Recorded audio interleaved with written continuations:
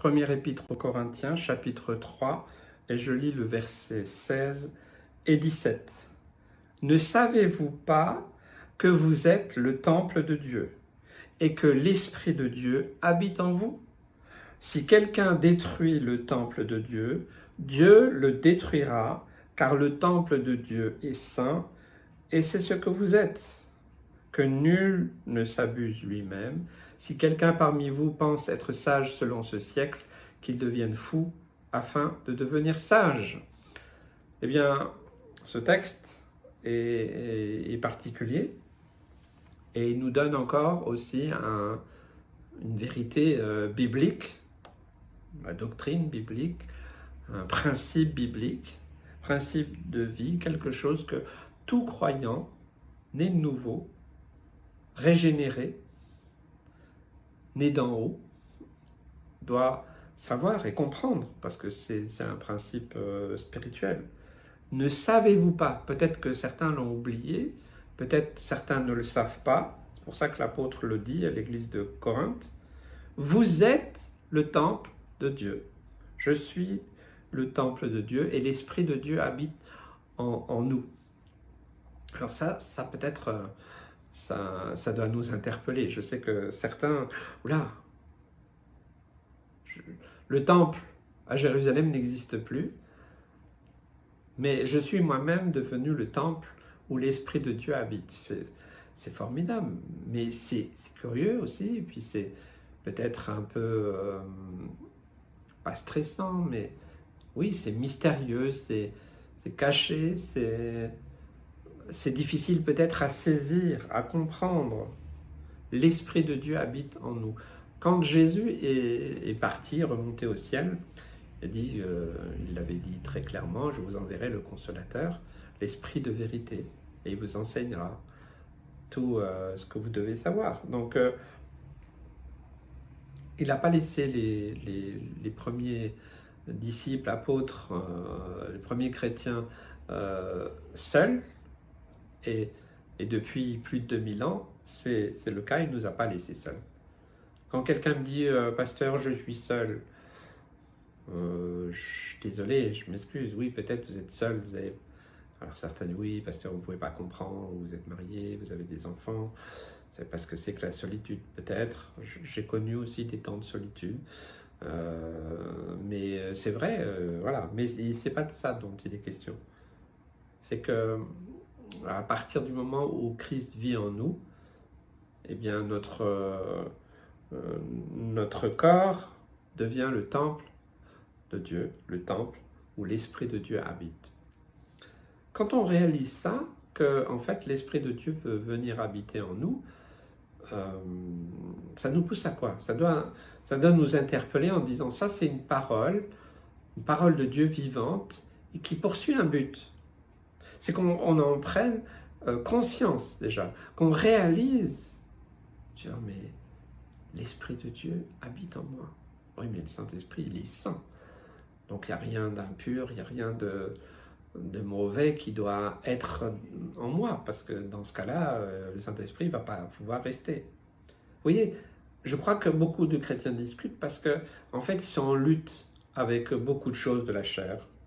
Les pensées impures, aujourd'hui, la pornographie est partout et elle envahit le monde, partout, la publicité, les films, pas tout, même ce que vous ne voulez pas voir. Et tout ça, qu'on veuille ou pas, ben ça nous influence, en tout cas ça vient nous polluer en tout cas. Et je pense que c'est vraiment important chaque jour de demander pardon au Seigneur. Moi je prie comme ça, je dis Seigneur, purifie tout ce que j'ai regardé, tout ce que j'ai vu, tout ce que j'ai écouté, tout ce que j'ai entendu, tout ce que j'ai lu, tout ce que j'ai écrit, tout ce que j'ai pensé, imaginé, rêvé, mes mobiles, mes motivations. Vous voyez, je le fais chaque jour. Peut-être vous dire c'est exagéré. C'est comme ça que je ressens les choses parce que j'ai pris conscience que le Saint-Esprit veut habiter en moi. Je ne peux pas faire comme si de rien n'était. J'ai compris que le Saint-Esprit, il était saint et qu'il n'y a rien d'impur qui peut subsister. Vous savez, le Saint-Esprit, si vous voulez continuer à vivre dans l'impureté, dans la pornographie ou autre, vous savez, un clic près aujourd'hui, eh bien, le Saint-Esprit ne peut pas habiter en vous. Certains disent, oui, pasteur, priez pour moi pour que je reçoive le don, un don du Saint-Esprit, le parler en langue, il y en a bien d'autres. Hein. Mais je dis, je m'excuse, mais est-ce que vous êtes soumis à Christ? Si vous êtes soumis à Christ, si le Saint-Esprit habite en vous, c'est pas un problème du tout. Hein. Voilà, ça vient, je prie et le Seigneur il agit. Hein. Et vous pouvez même prier vous-même, Seigneur, remplis-moi de ton esprit, aspirez aux dons les meilleurs. Tout ça, c'est biblique, ce sont des principes bibliques. Mais l'apôtre l'écrit pour alors, c'est une suite, hein, il y avait une division dans l'église de Corinthe. Hein. Mais encore une fois, Paul, il ramène à l'essentiel. Hein. Et puis, des fois, au lieu d'éviter de pointer le doigt sur « Ah oui, mais il fait ceci, il fait cela », vous voyez, comme des fois certains êtres humains le font, malheureusement. C'est pour ça que je suis contre cette faux évangile du jugement, de la condamnation, de pointer du doigt. C'est horrible. Non. Mais prenons conscience individuellement que nous sommes le temple de Dieu, et que le Saint-Esprit veut habiter en nous. Puis la question même là, c'est est-ce qu'il habite en vous ou pas? Paul, il est direct là. Pour interpeller, pour peut-être un peu, pas choquer, mais voilà. Est-ce que vous êtes le temple de Dieu? Est-ce que votre corps est le temple de Dieu? Est-ce que le Saint-Esprit habite en vous? Il n'y a qu'une réponse, hein, c'est oui ou c'est non. Hein. Il y a deux réponses, hein, mais je dirais c'est assez tranché, c'est oui ou c'est non. C'est pas peut-être, je ne sais pas trop, ça dépend des jours. Oui, oui, on va dire la chair n'a pas de réponse. Elle doit se taire, elle doit se soumettre. Seigneur, tu as dit que mon corps est le temple du Saint-Esprit. Seigneur, viens, purifie tout. On peut le faire encore, hein. Ça peut nous arriver encore voilà, d'avoir une pensée mauvaise, d'être tenté, d'avoir un regard ou autre. Moi, je ne suis pas parfait. Hein. Attention, hein. Faites pas dire ce que je n'ai pas dit, mais je crois que c'est important d'être honnête aussi, d'être vrai, d'être simple, d'être humble, et de reconnaître que c'est difficile dans le monde dans lequel on vit, et de chaque jour se purifier. Chaque jour, laisser le Saint-Esprit agir. Et si vous voyez que votre vie chrétienne, elle est un peu stagnante, reposez-vous cette question. Est-ce que mon corps est le temple du Saint-Esprit? Est-ce que, Saint-Esprit, est-ce que tu habites vraiment en moi? Ou est-ce que tu t'es éloigné? Parce que finalement, voilà, je laisse les pensées, les regards ou certaines pratiques difficiles.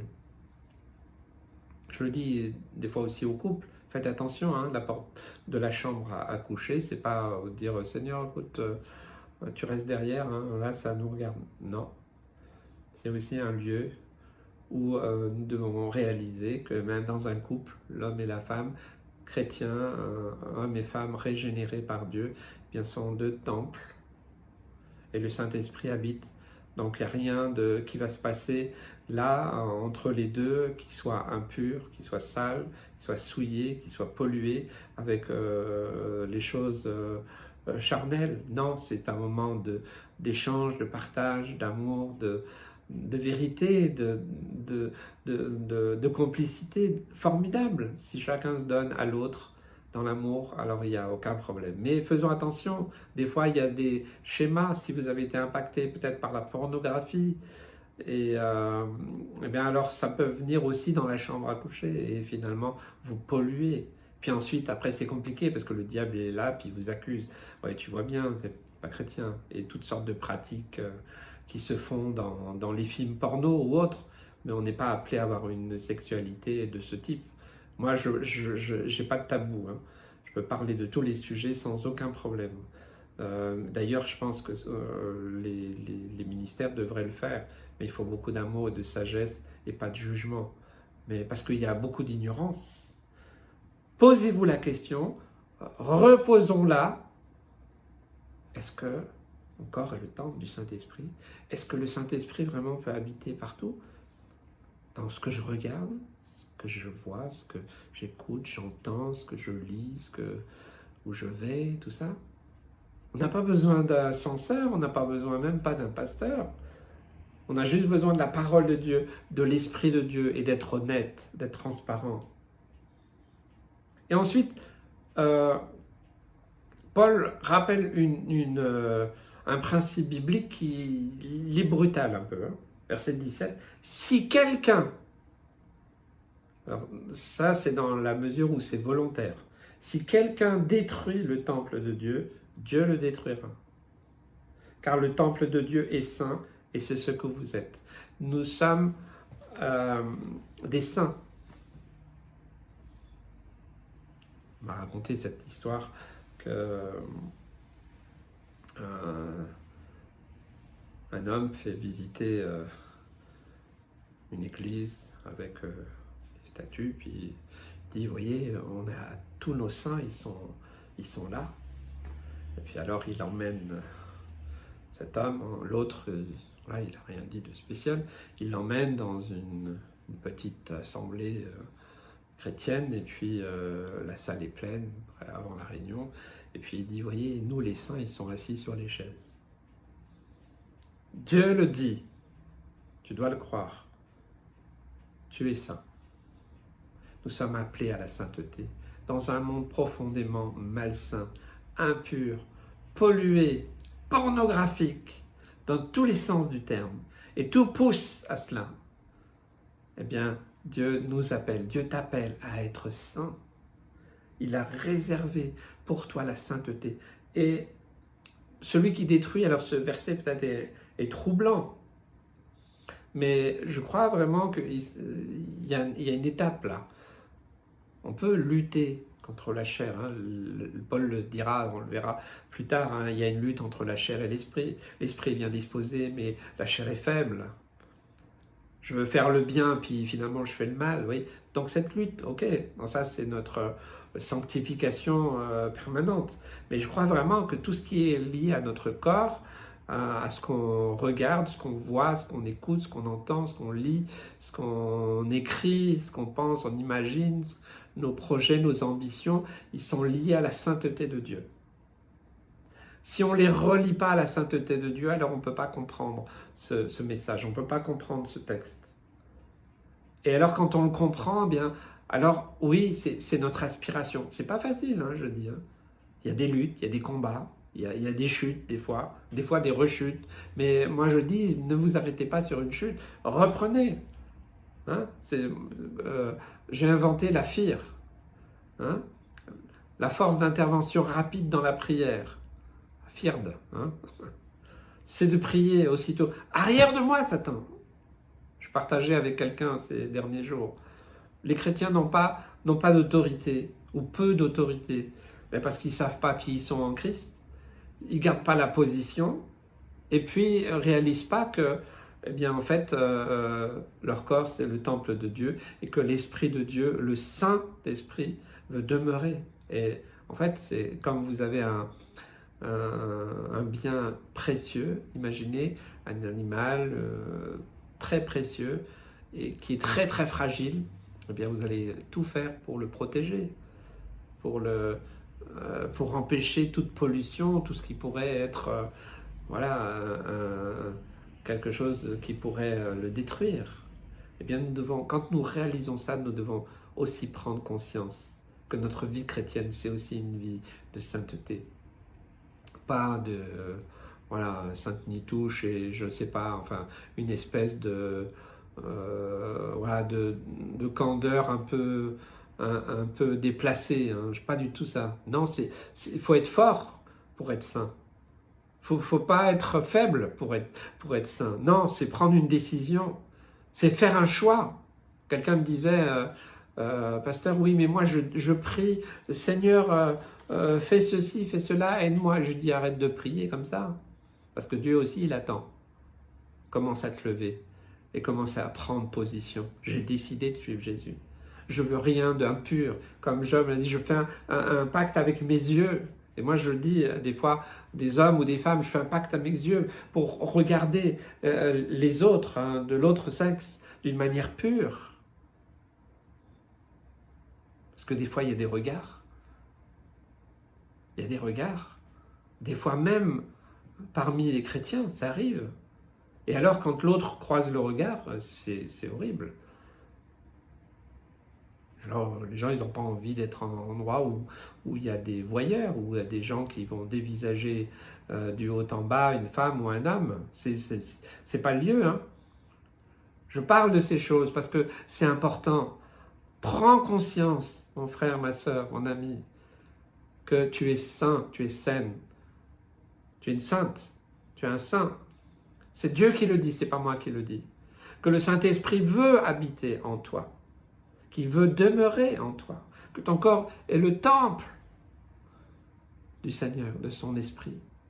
Alors, chaque jour, c'est un défi, mais avec son aide, avec sa parole, par son Esprit. Et si nous avons cette, on va dire, cette habitude de vie spirituelle, ce principe de vie, ce style de vie, je dirais, alors nous pouvons aller de jour en jour. Peut-être ce sera, j'espère, de semaine en semaine, de mois en mois, d'année en année. C'est possible d'être pur dans un monde impur, c'est possible. Je le crois vraiment. Je ne suis pas le plus grand, le plus... Voilà, j'ai eu aussi des tentations qui sont venues, mais j'essaye bien humblement de lutter de cette manière, en comprenant la parole de Dieu, non pas comme un jugement, non pas comme une condamnation, mais parce que je ne veux pas passer au verset 17 et détruire volontairement. Détruire volontairement le temple de Dieu, c'est nier la parole de Dieu, c'est dire moi je fais ce que je veux. C'est rejeter, c'est empêcher le Saint-Esprit d'être vraiment dans notre corps. Et il ne peut pas habiter en nous. C'est de le faire volontairement. Alors ceux qui font ça délibérément, je ne dis pas qui pêchent ou qui une chute ou une rechute, non, mais ceux qui luttent, mais ceux qui le font volontairement, comme ils annihilent leur conscience envers Dieu, ils ferment l'écoute du Saint-Esprit qui veut les ramener, la parole de Dieu qui veut les ramener, là, parce que Dieu est bon, il est miséricordieux, lent à la colère, riche en bonté, voilà, il est patient et tout ça, mais celui qui détruit volontairement, alors Dieu est clair, il le détruira. Et il est bien entendu question de la fin éternelle. Donc, il ne faut pas rigoler avec ces choses-là, hein, et que le Seigneur nous aide à comprendre. Lisez la suite du chapitre, hein, il est parlé de la sagesse, la différence entre la sagesse d'en haut et la sagesse du monde, sagesse peut-être qu'on peut croire avoir. Hein. Le Seigneur connaît les pensées des sages, il sait qu'elles sont vaines, verset 20, hein, que personne ne mette donc sa gloire dans les hommes, car tout est à vous. Voilà, donc après il y avait des discussions. Moi, je suis Paul, d'Apollos et tout ça. Donc, il rétablit les choses, l'apôtre, dans ce texte, dans cette église de Corinthe, que je vous dis, qui était dans la confusion, la division. Mais ne soyons pas dans cette confusion. Alors, il y a une seule question à se poser aujourd'hui. Est-ce que je suis réellement le temple de Dieu? Est-ce que l'Esprit de Dieu habite en moi? La réponse est entre Dieu et vous. Et après, eh bien, demandez l'aide du Seigneur. Il va le faire parce qu'il vous aime.